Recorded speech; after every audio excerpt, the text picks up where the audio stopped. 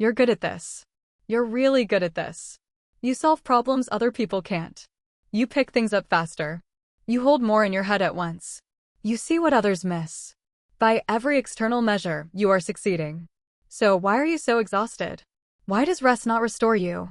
Why does success feel hollow? Why is the person who has everything figured out the one who can barely hold it together? Here's the answer nobody talks about. The same brain traits that make you exceptional. The intelligence, the drive, the relentless problem-solving are the exact same traits that make you burn out faster than almost everyone around you. Today, we're going to show you exactly why. 6 reasons. Most people finish a piece of work and think, that's fine. Good enough. Done. Smart people don't think that. Smart people finish a piece of work and immediately see every flaw, every gap, every way it could have been better.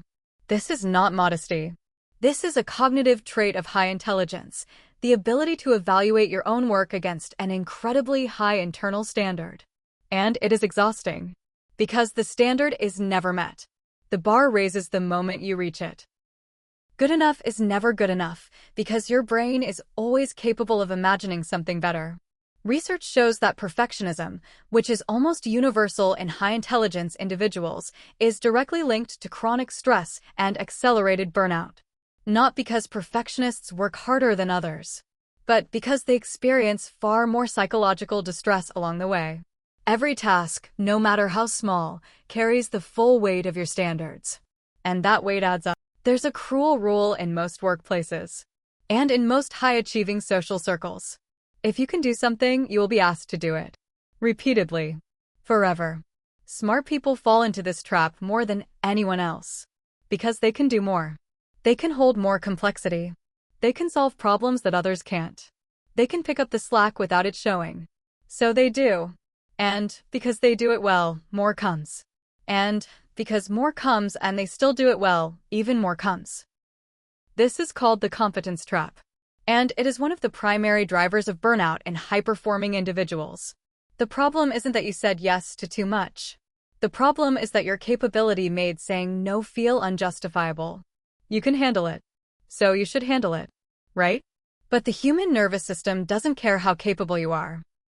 A regular brain, when the workday ends, starts to coast. A high-performing brain doesn't know how to coast. It keeps processing. It keeps analyzing. It keeps identifying problems, generating solutions, optimizing plans, replaying conversations, preparing for tomorrow. In the shower. On the walk. At dinner. While you're supposed to be watching a film. At 3 a.m. when you should be deeply asleep. This is called cognitive overdrive. And research shows that highly intelligent individuals have higher baseline neural activity, meaning their brains are more active even at rest than the average person's brain during work. The result, your recovery time is much shorter. Here is one of the most dangerous things about being a high performer. You are very, very good at pushing through. Headache? Push through. Fatigue? Push through. That creeping sense that something is wrong? Push through. There are things to deliver. Most people, when their body signals distress, slow down. They can't not slow down. The signal is too strong to ignore. But high-achieving, high-intelligence individuals have often spent years training themselves to override those signals. To perform regardless. To deliver anyway. And this is where the research is genuinely alarming. Because smart people burn out later, but far more dramatically. The system accumulates strain over a much longer period before anything visible happens. And then, seemingly from nowhere, there is a collapse that looks sudden, but has been building silently for years. For most people, a mistake is a mistake. It happened. Move on. For high intelligence, high-achieving individuals, a mistake is data to be analyzed, understood, prevented, and where possible, punished. The same brain that learns so fast learns failure just as fast.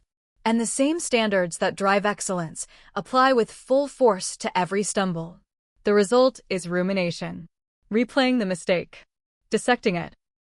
Holding yourself to a standard of performance that no human being can consistently meet. This internal processing is extraordinarily energy-intensive. It takes up cognitive bandwidth that should be going toward recovery.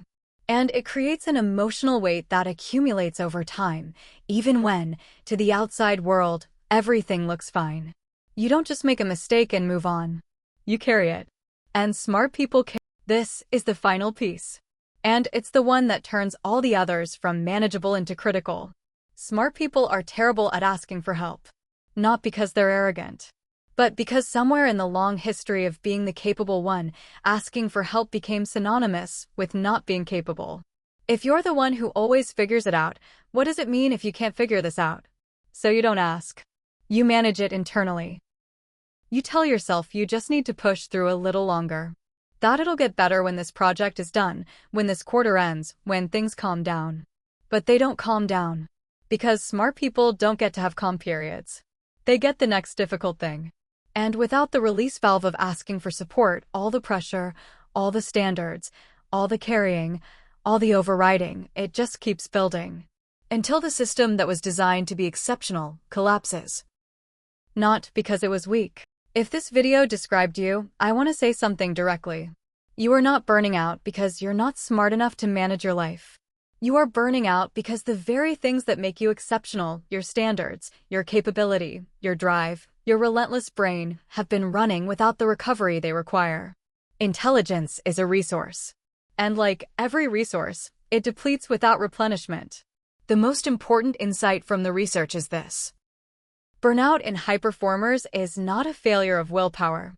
It is a neurobiological mismatch between the demands your brain is under and the recovery time it's actually receiving. You cannot outsmart burnout. You cannot push through it. You cannot solve it with another strategy or another system.